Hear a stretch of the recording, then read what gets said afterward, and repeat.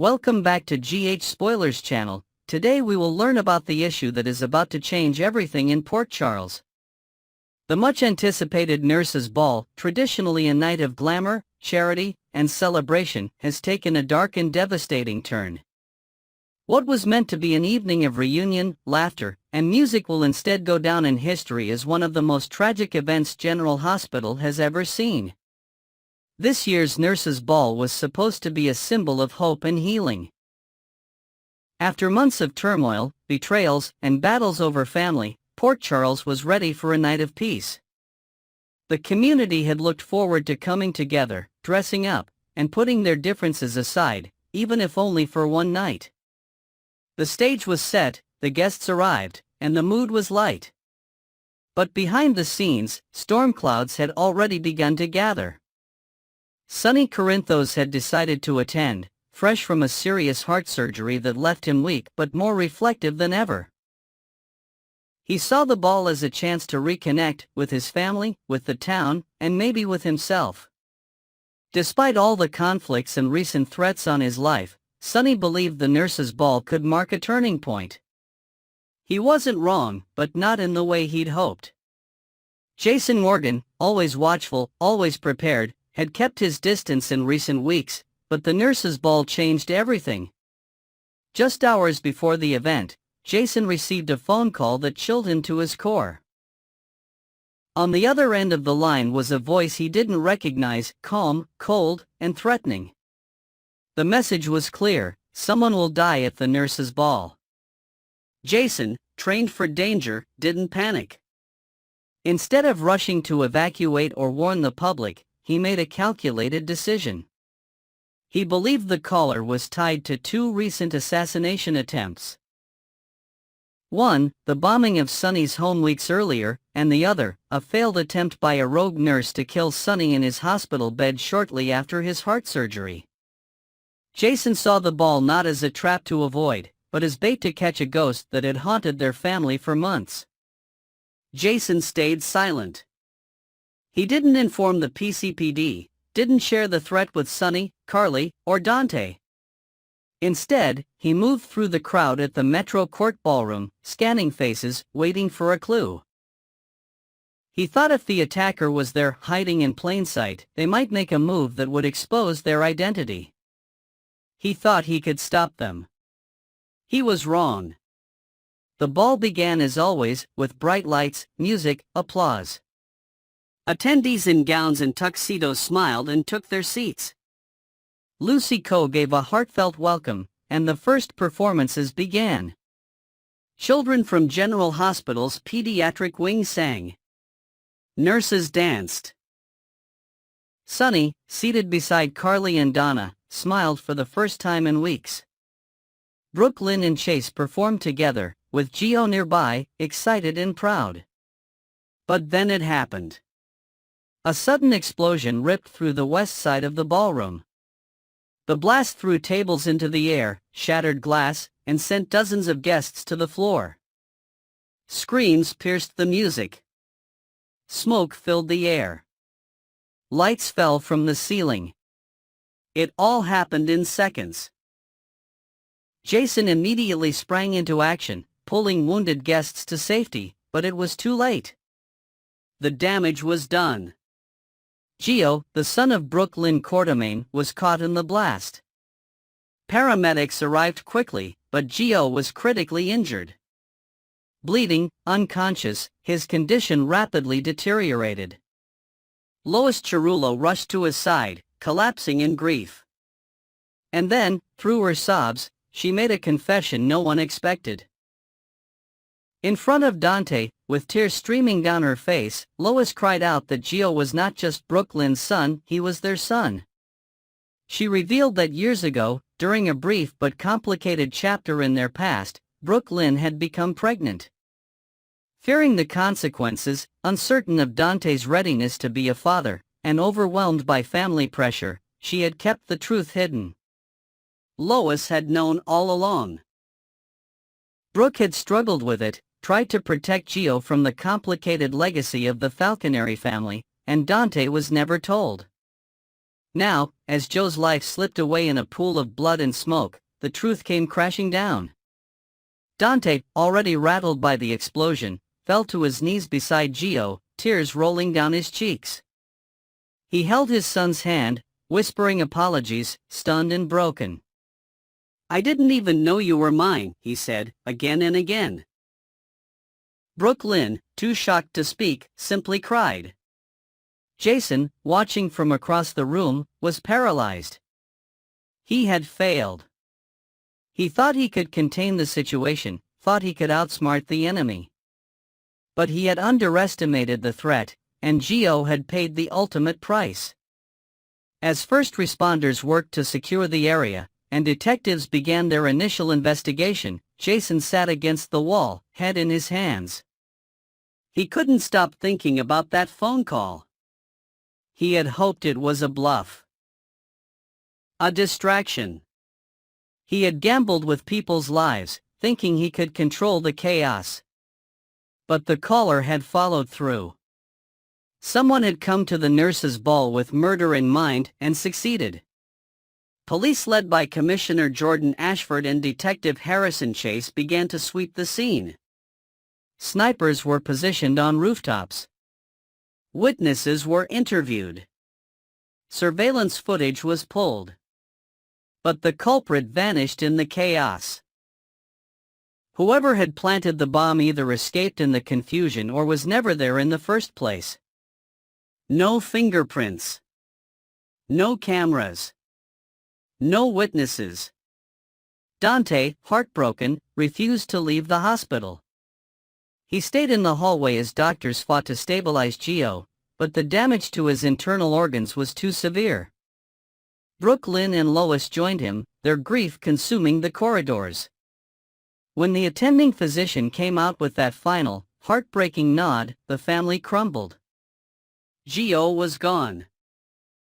The nurses' ball, once a symbol of unity and charity, became a memory drenched in tragedy. General Hospital canceled all future events indefinitely. A memorial was planned. Port Charles mourned. But the emotional fallout was just beginning. Jason, guilt-ridden, could barely face Sonny. He confessed what had happened: the phone call, the decision to stay silent, the assumption that he could control the outcome. Sonny said nothing at first. Then, after a long pause, he told Jason, "You tried to protect us. But now we've got a war." Carly demanded answers. She asked how this could happen again. How their family could be targeted in public, how a child could die, and no one would be held responsible. She turned her anger not just toward Jason, but toward herself. Everyone blamed themselves. And somewhere in the shadows, the enemy still lurked. The person behind the bombing at Sonny's house, the failed hospital assassination, and now the nurses' ball massacre, was still out there. Watching. Planning. Waiting for the next strike. As Port Charles buries one of its own and begins to pick up the pieces, one thing is certain: no one is safe. The nurses' ball was supposed to be a night of light. Instead, it has become the darkest chapter in the show's recent history: a massacre, a confession, and the beginning of a new war. Next, we will dive deep into the chaotic whirlwind of drama unfolding in Port Charles over the next 3 weeks, from May 19th to June 6th. Buckle up as we explore shocking revelations, simmering rivalries, and unexpected alliances that are set to turn the lives of our favorite characters upside down. From Michael Corinthos seizing a daring opportunity to Lucy Coe grappling with a crisis at the nurses' ball, and a bombshell about Giovanni Gio Palmieri's lineage, there's no shortage of twists to unpack. Let's break down the heart-pounding events week by week, with fresh perspectives and intriguing new details to enrich the tapestry of this beloved soap opera. Week of May 19th to 23rd, custody battles, confrontations, and gala glamour. The first week kicks off with a storm brewing for Sasha Gilmore Corbin as she faces a nightmare scenario. Rick Lansing, with his unrelenting legal prowess, drags her into a courtroom showdown over custody of Michael Corinthos' children. Sasha's heart races as she fears the exposure of a deeply buried secret, her pregnancy. The stakes couldn't be higher, and the tension ripples through her every interaction.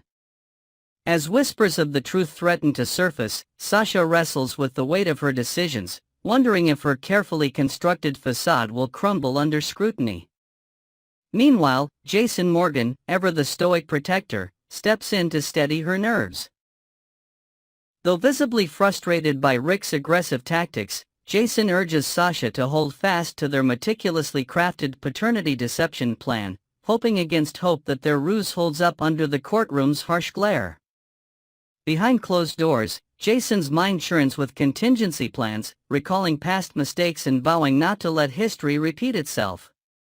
Elsewhere in Port Charles, a fiery clash erupts between Nina Reeves and explores Sasha's pregnancy secret. Their confrontation escalates beyond mere words, taking a startling physical turn at a local hotspot.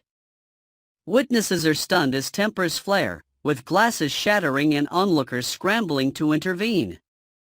As chaos unfolds, Sonny Corinthos desperately pleads with Willow Corinthos to push for a postponement of a critical hearing, his voice strained with urgency. He knows time is running out to salvage his family's fragile bonds, and his eyes betray a flicker of desperation rarely seen in the hardened mob boss. This explosive showdown promises lingering consequences for all involved. The iconic Nurses' Ball takes center stage this week, bringing both glamour and peril. Nina and Drew Kane find themselves unexpectedly paired to host the red carpet, their forced smiles barely concealing mutual irritation. Their witty banter, however, draws laughs from attendees, offering a brief respite before disaster looms. Lucy Coe, the event's indefatigable organizer, faces an unforeseen emergency that threatens to derail the entire gala. Perhaps a sudden venue issue or a major sponsor pulling out at the last minute. Lucy's quick thinking is put to the test as she races against the clock to save the night.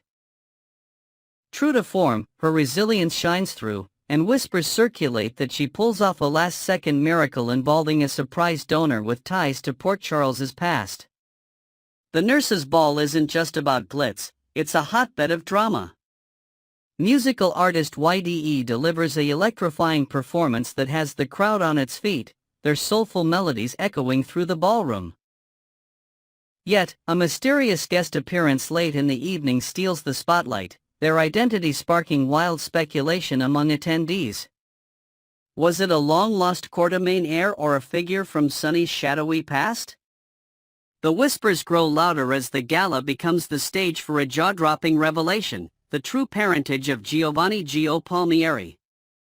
As the party rages on, Lulu Spencer and Cody Bell close in on irrefutable evidence, their determination unwavering. When the truth explodes. That Gio is the grown son of Brooklyn Courtroom and Dante Falconeri, the room falls silent. Dante's face contorts with betrayal, grappling with the realization that Brooklyn concealed her pregnancy and the subsequent adoption for over 2 decades. Brooklyn, meanwhile, is overcome with a torrent of guilt and longing, her eyes welling as she locks gaze with the son she never knew.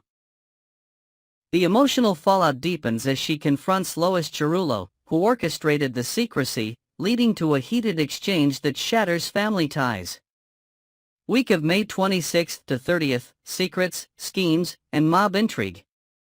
As the dust settles from the Nurses' Ball bombshell, Christina Corinthos Davis faces a harsh reality of her own.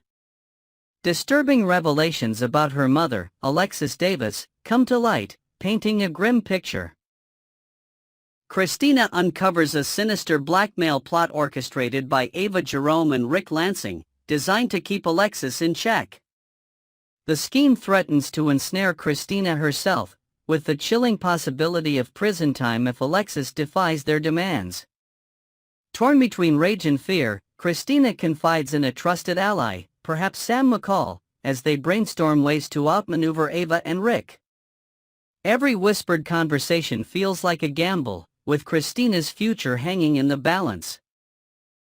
Meanwhile, Carly Spencer encounters Vaughn, a charismatic newcomer who catches her eye as a potential match for Jocelyn Jacks. Their initial meeting at a quaint Port Charles cafe crackles with charm, as Vaughn's quick wit and genuine interest in Jocelyn's passions leave Carly intrigued. She imagines a blossoming romance, unaware of the deeper layers to Vaughn's story that will soon unravel. Simultaneously, Jason Morgan receives a cryptic phone call that could be the key to uncovering who's targeting Sonny. The voice on the other end, distorted and secretive, drops fragmented clues about a larger conspiracy. Jason's instincts kick into overdrive as he pieces together the puzzle, determined to protect Sonny from an unseen enemy. Is the caller a rogue operative or a betrayed former ally? The mystery deepens with every passing hour. Sonny, desperate to extricate himself from the mob life, focuses on securing a deal with Jen Sidwell for control of the piers. But trust is a rare commodity in his world, and Sonny tasks Jason with confirming whether Sidwell is behind the recent attacks.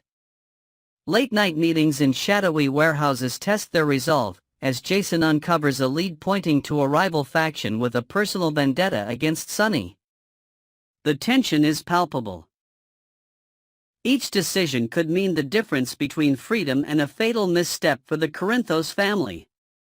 On another front, Emma Scorpio Drake sets her sights on revenge against Jocelyn Jacks, accusing her of stealing both her academic work and a coveted research assistant position under Professor Henry Hank Dalton.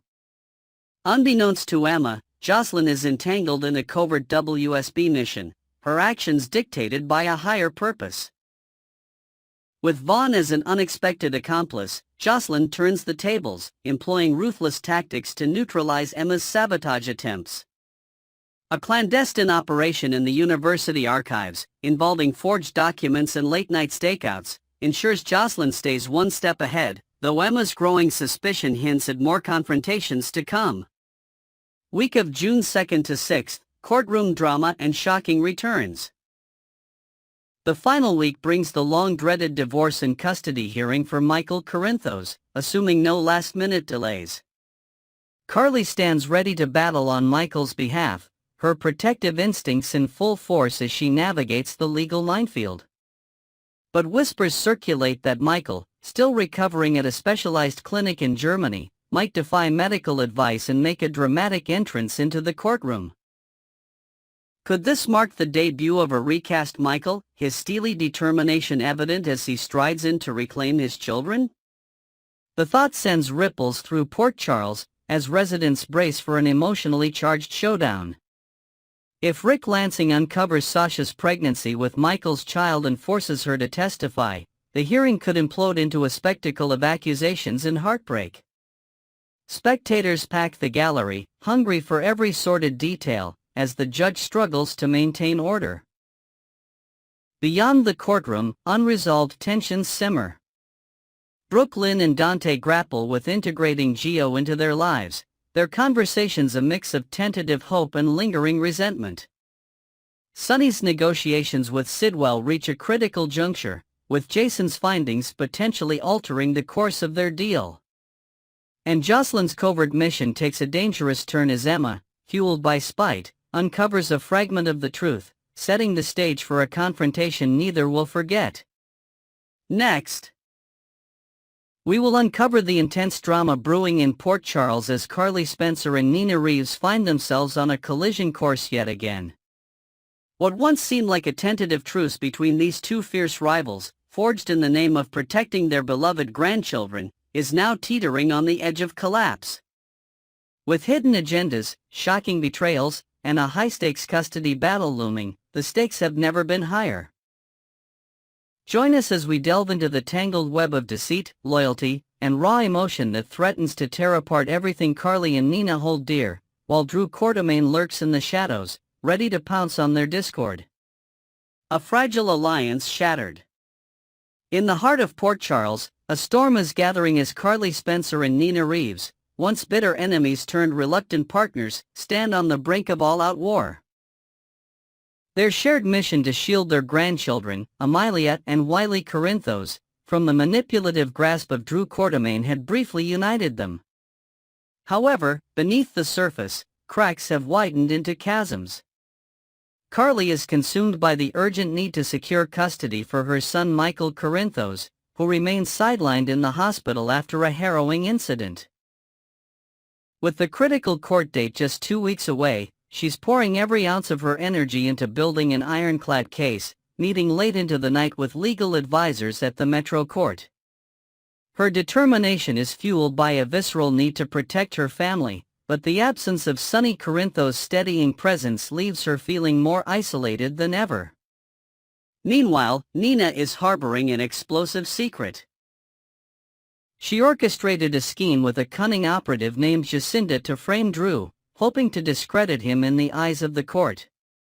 The weight of this deception gnaws at her, as she fears the truth could unravel everything, especially if Carly's suspicions are piqued by her evasive behavior during their strategy sessions. Carly's battle for family. Carly Spencer is no stranger to fighting tooth and nail for those she loves, and this custody battle for Amelia and Wiley is her fiercest yet. Stepping into the legal arena on Michael's behalf, she's armed with a steely resolve and a stack of affidavits highlighting her unwavering commitment as a grandmother. She's enlisted the help of a seasoned family law attorney, Margaret Henshaw, whose reputation for winning tough cases precedes her. Together, they spend hours poring over past records, hoping to paint Drew as an unfit guardian. Yet, Carly's confidence wavers as she senses a lack of full support from Nina. Their late-night phone calls, once filled with shared determination, now carry an undercurrent of tension. Carly can't shake the feeling that Nina is holding something back, especially as she notices Nina's sudden interest in hosting private lunches with court officials. Without Sonny's counsel to ground her, Carly's stress mounts, and she wonders if the real fight might not be with Drew, but with the very ally she thought she could trust. Every sleepless night at her home, staring at photos of Michael and the children, hardens her resolve she will not lose this battle, no matter who stands in her way. Nina's hidden ambitions. On the other side of this fraught alliance, Nina Reeves is playing a dangerous game of her own. While she's publicly aligned with Carly's cause, her true desire is to claim custody of Amelia and Wiley for herself, envisioning a future where she's the central figure in their lives. To Nina, this isn't just a legal maneuver, it's a chance to redeem past mistakes and prove she can be the nurturing grandmother the children deserve. She's quietly building her own case, gathering character references from influential Port Charles residents, including a heartfelt letter from Willow Corinthos praising her compassion. Nina's strategy is subtle but calculated. She's careful to mask her intentions during meetings at Kelly's diner with Carly, offering just enough encouragement to avoid suspicion.